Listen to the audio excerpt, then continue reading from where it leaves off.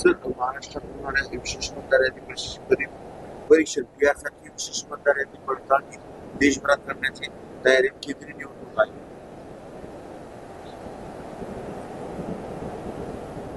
चांगली गोष्ट आहे की त्यांनी बिहारसारखी परिस्थिती महाराष्ट्रात होऊ नये या दृष्टीने याद्या तपासलेल्या आहेत अशी परिस्थिती आहे. परंतु महाराष्ट्राचं इलेक्शन कमिशन जे आहे त्याला हा अधिकार नाही. जी सेंट्रलची यादी आहे तीच त्याला मान्य करावी लागते. त्याला स्वतंत्र यादी काही तयार करता येत नाही. त्याच्यामुळे इलेक्शन कमिशननी जे काही मान्य केलेलं आहे किंवा जाहीर केलेलं आहे ते जिल्हा परिषद, पंचायत समिती आणि नगरपालिका महानगरपालिकेमध्ये लागू होईल असं मला काही वाटत नाही.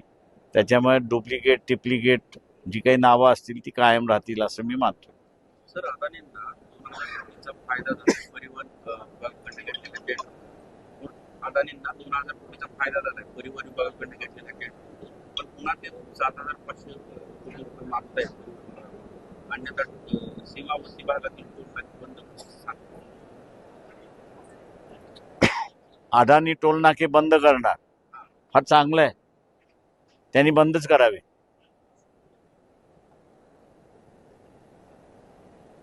त्याच्या आंदोलनाला आमचा पाठिंबा राहील की त्यांनी टोल नाके बंद करावे म्हणून, आणि हिंमत असेल तर त्यांनी बंद करावेत.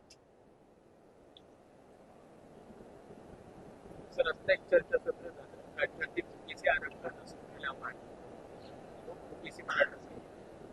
ओबीसी मराठा संघर्ष हा पूर्णपणे पेटलेला आहे. कितीही कोणी दाबायचा प्रयत्न केला तरी ती काही दबणारी गोष्ट आहे असं मी त्या ठिकाणी मानत नाही. सुप्त भांडण लागलेलं आहे. मराठा समाजाला आरक्षण याची गरज आहे असे त्यांना वाटते. ते ओबीसीच्या कोट्यातून मागतात आहेत आणि कुणबी अगोदरच ओबीसी मध्ये आहे. त्याच्यामुळे सर्व मराठा समाजाला कुणबी संबोधणं आणि व्हॅलिडिटी देणं याचाच अर्थ ओबीसीच्या या ओबीसीच्याच कोट्यामधनं तो जाणार. त्याच्यामुळे मुख्यमंत्री पूर्णपणे असत्य बोलतात आहेत. बीजेपी पूर्णपणे जनतेला फसवतोय अशी परिस्थिती आहे. आणि त्याच्यामुळे काही दिवसामध्ये ओबीसींच्या आंदोलनाच्या भूमिकेमध्ये आली आणि त्यांनी आंदोलन केलं तर माझ्यासारखं आश्चर्य मानणार नाही. याचं कारण की त्या पद्धतीची तयारी सुरुवात झाली असं मला एकंदरीत दिसते. मनोज जरांगे पाटील यांच्यासोबत तुम्ही खरंतर राजकीय भूमिका घ्यायला एक आग्रही होता. मात्र त्यावेळेस मनोज जरांगे पाटलांनी असं काही ऐकलं नाही असं दिसलं. आता त्याचे परिपाक आहेत का? 2 वेळेस 3 वेळेस त्यांनी गुलाब उधळला. हे गुलाब उधळल्याकडे पाहतात असे त्या गुळा उधळल्याचा फायदा झाला का? तर नाही. उलट सामाजिक वातावरण जे होतं, शांततेचं वातावरण होतं ओबीसीचं आणि मराठा समाजाचं, यांनी गुलाल उधळल्यामुळे ते आता दोघांमध्ये अशांतता पसरली असंच दिसतंय. ओबीसी नेत्यांकडून असं सांगितलं जाते की ओबीसीचं जे राजकारण होतं ते आता संपुष्टात आलं. किमान मराठवाड्यात, कारण अनेक ठिकाणी कुणबी जर सापडल्या तर ते आता जिल्हा परिषद आणि पंचायत समितीच्या निवडणुकांमध्ये दावा करतात. तर मराठवाड्यातलं जे आरक्षण आहे ओबीसीतलं ते संपुष्टात येईल अशी भीती व्यक्त केली जाते ओबीसी. ती केली जाते. ती म्हणतो मी तुम्हाला म्हटलं ना की त्याच्यामुळे असणारं हे जे आहे हे प्रकरण पेटलेलं आहे. म्हणजे ज्यांच्याकडे अगोदर कुणबी सर्टिफिकेट होतं ते असूनही ते कधी इलेक्शन लढले नाही. त्याच्यामुळे ते यावेळेस लढतील असा माझा दावा नाही आहे. त्या ह्याच्यामध्ये ही जी नवीन नवरी झालेली जी आहे, सर्टिफिकेट घेऊन ज्या नवीन नवऱ्या झालेल्या आहेत त्या लढणार एवढं नक्की आहे. आणि त्यांनी लढलं तर यांनी जसं म्हटलंय की ओबीसीना हे वाटणार की आमचं आरक्षण संपलं. आता मराठवाड्यात बंजारा समाज, महादेव कोळी समाज हे देखील आता हैदराबाद गॅजेट लागू करा. हो बघा, मला काल जे निवेदन आलं त्या निवेदनामध्ये त्यांनी असं म्हटलं की त्याच गॅझेटमध्ये बंजारा आदिवासी आहे. आता हे बरोबर आहे की महाराष्ट्रातला मराठवाडा जो आहे तो निजामच्या हद्दीमध्ये होता आणि 60 नंतर असताना हा महाराष्ट्राशी जुळल्या गेला. त्याच्यामुळे ज्यावेळेस निर्णय घेण्याचा वेळ म्हणजे आरक्षण घेण्याचा निर्णय ज्या काळ होता त्यावेळेस त्यांना त्या राज्यामध्ये होतं. त्याच्यामुळे तुम्ही राज्य फोडलीत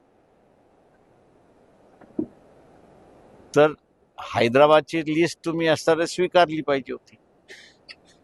राज ठाकरे आणि उद्धव ठाकरे पुन्हा एकदा त्यांच्या युतीच्या चर्चा सुरू झालेल्या आहेत. त्याच्याकडे तुम्ही कसं पाहता? आणि तुम्ही प्रयत्न केला होता उद्धव ठाकरे बरोबर युती करण्याचा. ते मी आमच्या प्रयत्नापेक्षा उद्धवचाच प्रयत्न अधिक होता त्याच्यामध्ये की आम्ही त्यांच्याबरोबर बसावं आणि त्यांची ती गरज होती असं मी त्या ठिकाणी मानतो की एकनाथ शिंदेनी त्यांच्या पक्षावरती जो काही तोडफोडी करण्याचं असताना हे लावलं होतं त्यांना स्टेबल होण्यासाठी कोणतरी लागलं होतं. त्यांनी आम्ही यांच्याबरोबर युती करतो म्हणून असताना हे केलं आणि स्वतःचा पक्ष वाचवला. दुर्दैवाने त्यांचा काही पक्ष वाचला असं काही दिसत नाहीये आणि म्हणून त्यांना आता असताना राज ठाकरेची मदत घ्यावी लागते स्वतःचा पक्ष वाचवण्याच्या दृष्टिकोनात. राजकीय युती आहे, पक्ष आहेत, त्याच्यामुळे राजकीय युत्या होणार त्या सगळ्यांनी मान्य केल्या पाहिजे.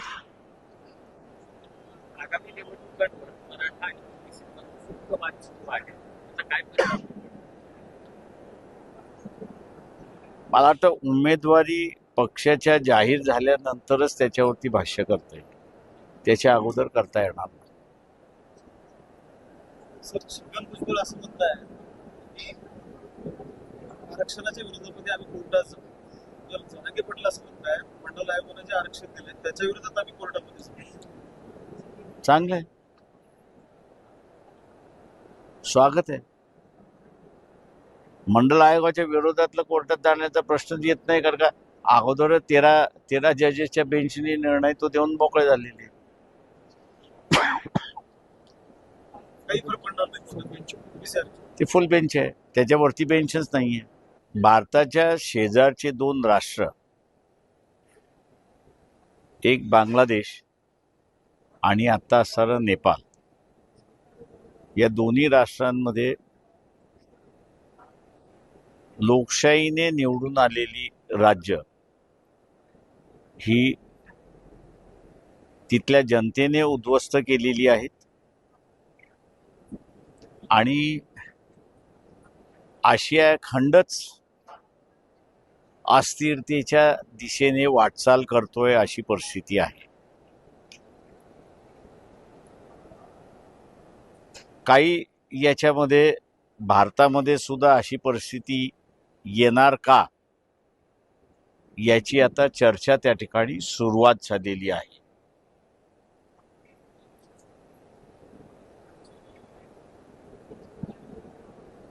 तेव्हा शासनाने सतर्क राहिलं पाहिजे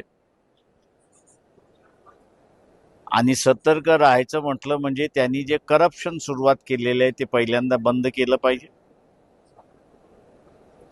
न्याय व्यवस्था ही सुद्धा कोलमडत चाललेली आहे. नेपाळमध्ये न्याय व्यवस्थेची बिल्डिंग सुद्धा जाळण्यात आली अशी परिस्थिती आहे. तेव्हा भारतीय व्यवस्थेमध्ये जे केंद्र आहेत त्या सगळ्या केंद्रांना हा इशारा आहे असं मी त्या ठिकाणी मानतोय. खेळ थांबवा, सामान्य माणसाच्या प्रश्नाची उत्तरं शोधा आणि तो समाधानी कसा होईल या दृष्टीने आज सारं वाटचाल झाली तर नेपाळ भारतामध्ये घडणार नाही असं एकंदरीत दिसतंय.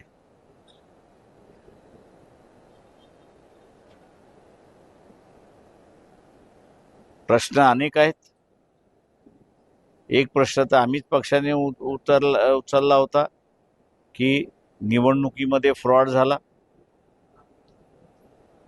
त्याच्यानंतर मतदानाची चोरी हाही त्या ठिकाणी गाजतोय अशी परिस्थिती आहे. जे काही रस्त्याची कामं झालेली आहेत 2 महिने झाले नाहीत तर ते रस्ते सगळे फुटतात आहेत अशी परिस्थिती आहे.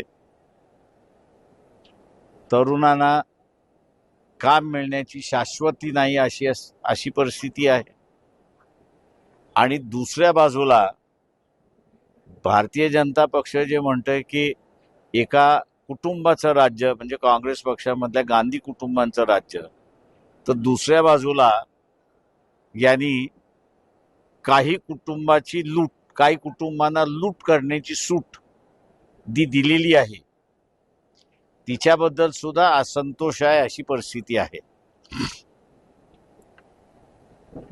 लवकरच आम्ही रशियाचं क्रूड ऑइल भारताने जे विकलं त्याच्यातून नफा झाला, तो नफा प्रत्यक्षात भारताच्या तिजोरीमध्ये गेला की इतर कुठे गेला याची असणारी माहिती 15 तारखेनंतर जनतेला त्या ठिकाणी दिल्या जाईल,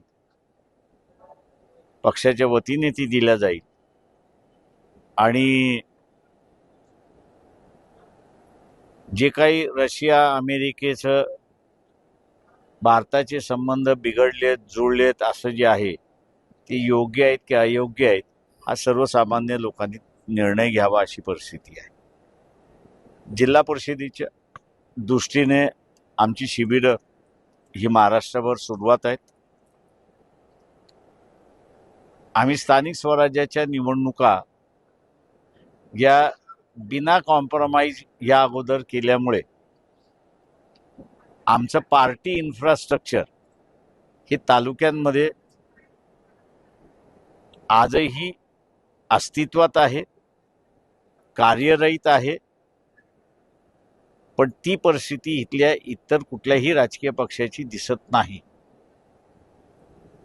आणि हे जाणीव झाल्यामुळे अनेक राजकीय पक्ष आता विचार हा करतात आहेत की समझोत्याचं राजकारण लढण्यापेक्षा आपल्या पक्षाचं राजकीय अस्तित्व आणि बांधणी ही वाढवण्याच्या दृष्टिकोनातून आपण स्वतंत्रपणे लढलं पाहिजे अशी भूमिका येण्याची शक्यता मला अधिक त्या ठिकाणी दिसते. आणि अशी परिस्थितीमध्ये आम्ही असताना मानतोय की खऱ्या अर्थाने लोकशाहीला आणि मतदाराला मतदान देण्याच्या ह्याच्यामध्ये चॉईस आहे. आपण आता विचार